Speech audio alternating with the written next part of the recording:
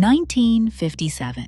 Every single morning before she could put on her dress, this woman sewed a small stitch into her own clothing with a needle and thread.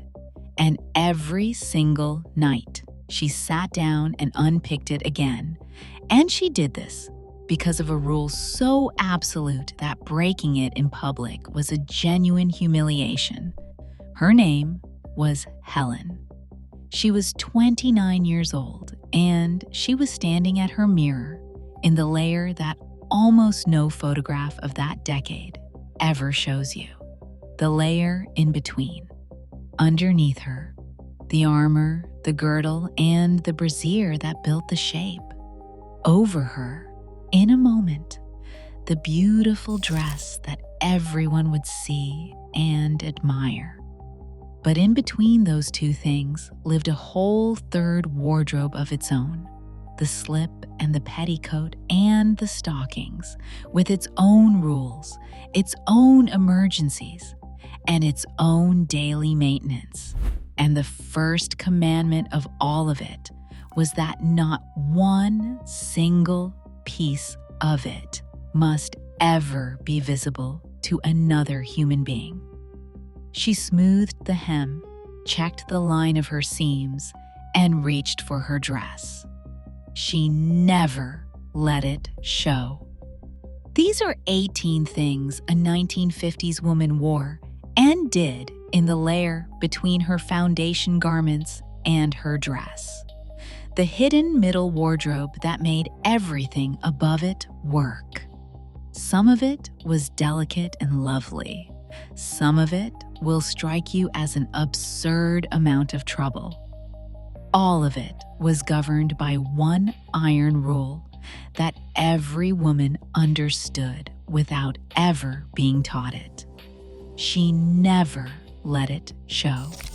Number 10 is the small daily act of needlework I mentioned, done every morning and undone every night, for a reason that will probably astonish you.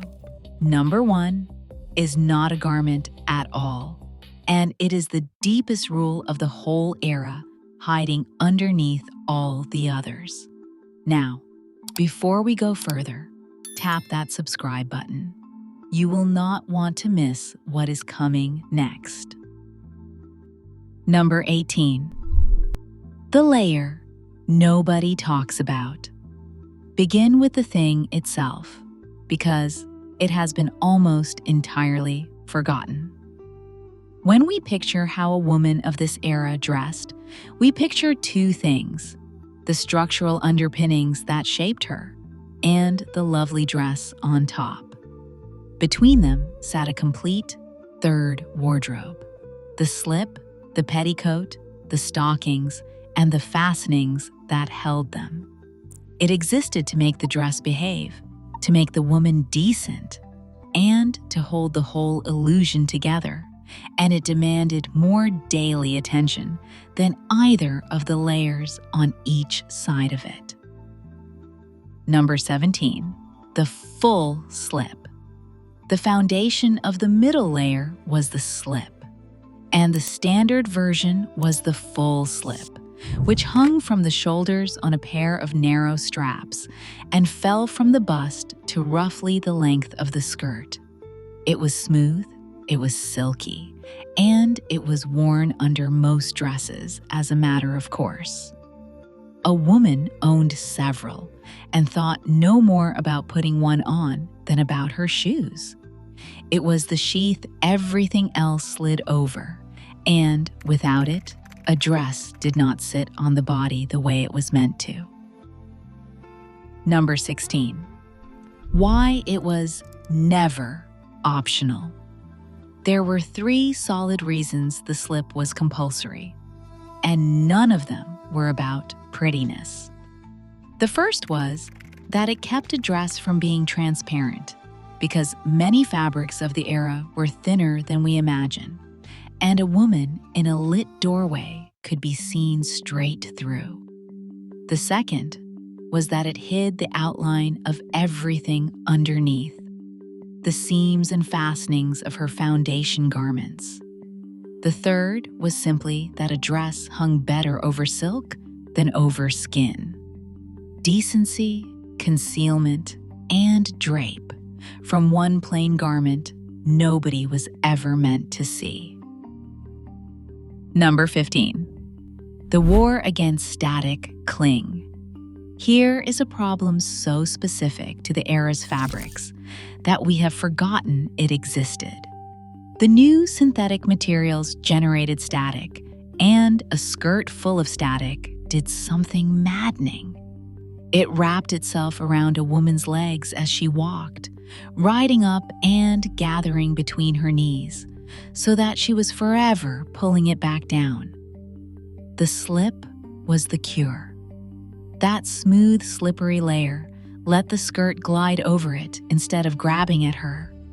A woman without a slip was a woman fighting her own dress all the way down the street. Number 14. The half slip, and when she was allowed one. There was a lighter alternative, the half slip, sometimes called a waist slip, which hung from the waist down like a plain underskirt. It was cooler and less fuss, and there was a precise rule for when it was allowed. A woman could wear it only if the bodice of her dress was made of fabric you could not see through. If the top was at all sheer, the half slip was not enough, and she went back to the full one. She read her own dress every morning and chose accordingly. Number 13. The first inviolable rule. Now we come to the rules, and there were two of them, and women did not break them. The first was that a slip must never, under any circumstances, be visible below the hem of a skirt. A slip that had slipped, showing a band of white peeping out beneath a dress, was one of the most mortifying things that could happen to a woman in public. A small public failure of the whole careful system. She checked her hem before she left the house. She checked it again in every mirror she passed. She never let it show. Number 12. And the kindness that went with it. Here is my favorite thing I found, and it is genuinely lovely. Because the offense was so mortifying, women looked out for one another. If one woman noticed another woman's slip showing in an office, at church, in a shop, she would go quietly over and murmur the 4 famous words in her ear. Your slip is showing. The grateful woman would slip away at once and put it right, and nothing more was ever said about it. It was a small conspiracy of mercy between women, a shared understanding that any of them could be caught out, and that none of them should be embarrassed in front of everybody else. Number 11. The second inviolable rule. The other rule concerned the straps. A slip strap must never be seen sliding out from under the shoulder of a dress. Not once, not for a moment, not even when she reached for something. Today, a visible strap is so ordinary that nobody glances at it. But in this era, it was untidy, careless, the sign of a woman not properly assembled. And obeying that rule required something that will sound, to a modern ear, completely extraordinary. Number 10. The stitch she sewed every morning. Here it is, the daily needlework. To guarantee her slip straps never wandered, a woman took a needle and thread and tacked each strap to the inside shoulder seam of her blouse or dress with a single loose stitch, holding it exactly in place all day long. Then, at night, when she undressed, she sat down and unpicked those stitches again so that the garments could be separated and laundered. Some women used a tiny gold safety pin instead to do the same job. Either way, she was quite literally sewing her underwear to her outerwear every single morning of her life, purely so that a half-inch of ribbon would never be seen. She never let it show. Number 9. The petticoat that built the skirt. Above the slip came the petticoat, and in this decade, it did something spectacular. The great full-skirted silhouette did not stand out on its own. It was held out from underneath, and the machinery for that was layer upon layer of stiffened netting. The fashion began in earnest around 1947, when lingerie makers revived an old stiffened fabric called crinoline for exactly this purpose, to hold out the new full skirts. That glorious sweep of fabric you admire in every photograph of the era is not the dress doing that. It is the hidden petticoat underneath, doing all the work and taking none of the credit. Number 8. How many she was actually wearing. Here, the numbers become slightly ridiculous. One petticoat was the minimum for an ordinary day. But the fuller the skirt and the grander the occasion, the more she piled on. And 3 or 4 layers at once was entirely routine. Women who could afford it went further still. And there are accounts of girls wearing as many as 9 petticoats at a time for a dance, and of skirts that swallowed 100 yards of netting. When a woman glided across a room in a perfect bell of a skirt, she might have been carrying half a dressmaker's shop underneath it. Number 7. Keeping the whole thing stiff. Here is the maintenance problem netting created, and the lengths women went to solve it. Netting went limp, especially after washing, and a limp petticoat held nothing out at all. So, women stiffened them by every means available. Liquid starch and spray starch were the standard answer. Others pressed them while damp, or ironed sheets of wax paper over the net. Some soaked the whole petticoat in water, mixed with a packet of plain gelatine, the same kind used for setting a dessert, and then spread it out flat in a great circle on the basement floor to dry. More than a few swore by sugar water, which worked beautifully until it rained, at which point a woman found herself walking about in something sticky. Number 6. The layer under the layer. All that stiffened netting had one serious drawback.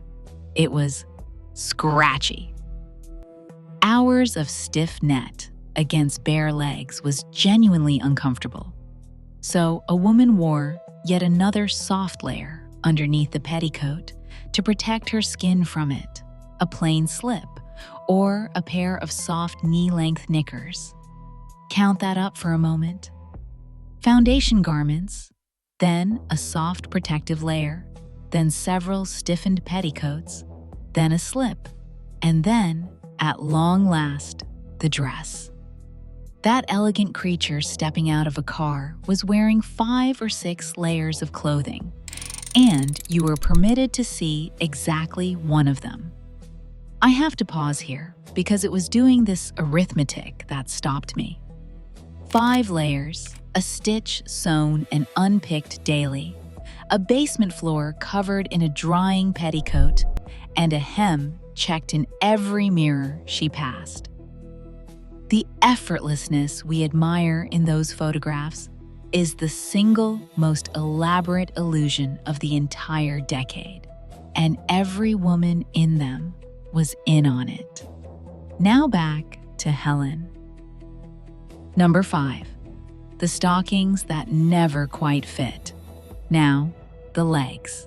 And the story here is one of quiet, constant frustration. Stockings of this era were fully fashioned, meaning they were knitted into the shape of a leg, rather than stretched over it like the tubes we know. And here is the catch. They were sized by the length of a woman's foot, not by her calf, not by her thigh, just her foot. So, a woman with perfectly ordinary legs frequently found her stockings sagging, wrinkling at the ankle, or bagging at the knee, through no fault of her own, and she spent her day quietly at war with them. Number 4. The careful business of putting them on. Because sheer nylon was so fragile, getting a stocking onto a leg was a genuine procedure. A woman kept her fingernails filed smooth, and some actually put on gloves to handle their stockings, so that not one nail could snag the mesh. She rolled the stocking down into a gathered ring in her hands, slid her toes in first, then unrolled it slowly up the leg, centering the seam as she went. She fastened the back garters first and the front ones after, at the reinforced hem, because that order made a run less likely. Number 3. The line down the back of her leg.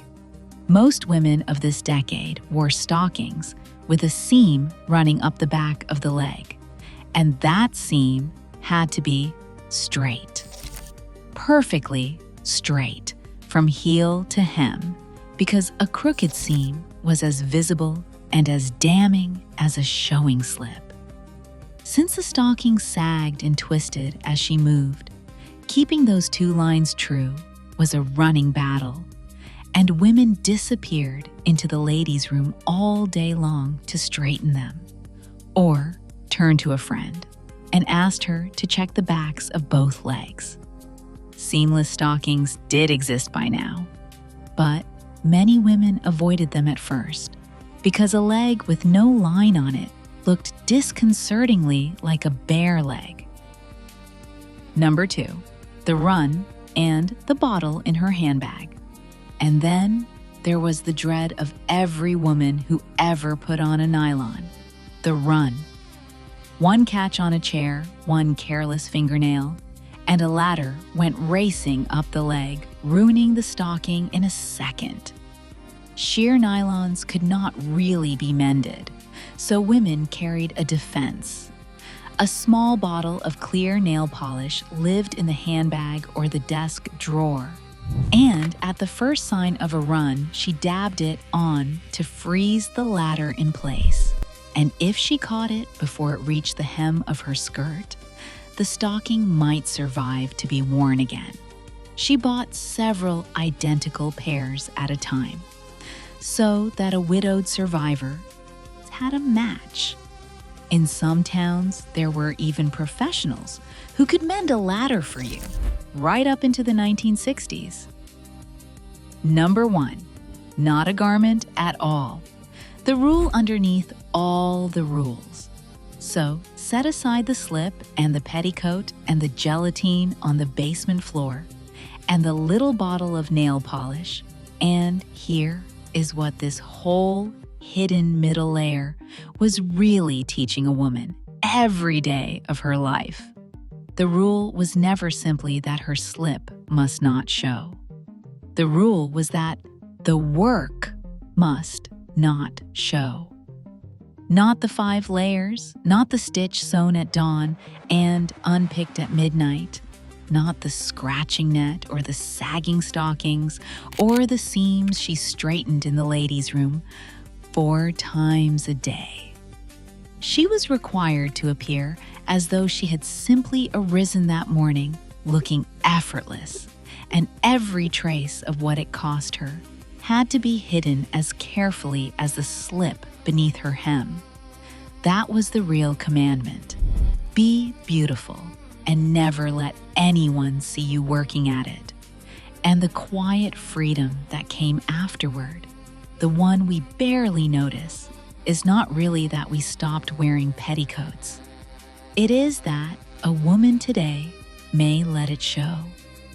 Her strap may slip, and nobody flinches. She may say out loud that she is tired, or that this is hard, or that she has not got it all under control today, and the world does not consider her a failure for saying so. Helen kept every rule beautifully for 40 years, and nobody ever once saw the effort.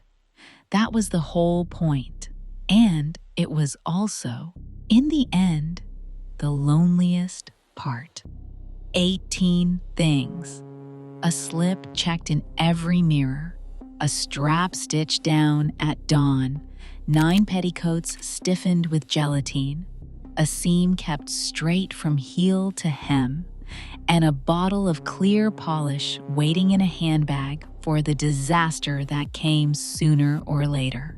It looks, in every photograph, like graceful women moving easily through a graceful world. It was, in truth, an enormous, invisible, unrelenting amount of work performed daily by women who had agreed among themselves that none of it could ever be seen. She never let it show, and we believed her. And that is exactly how good she was at it.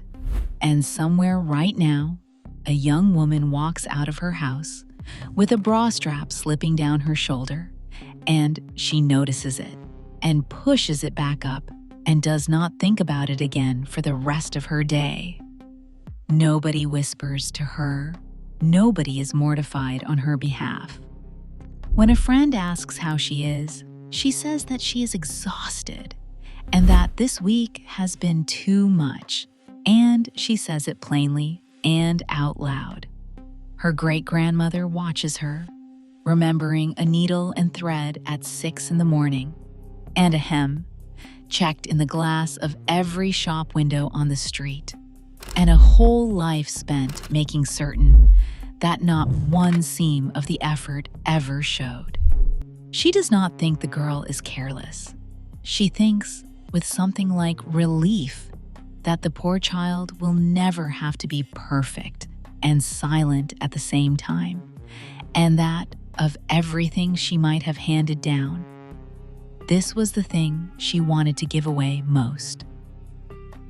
Thank you so much for watching.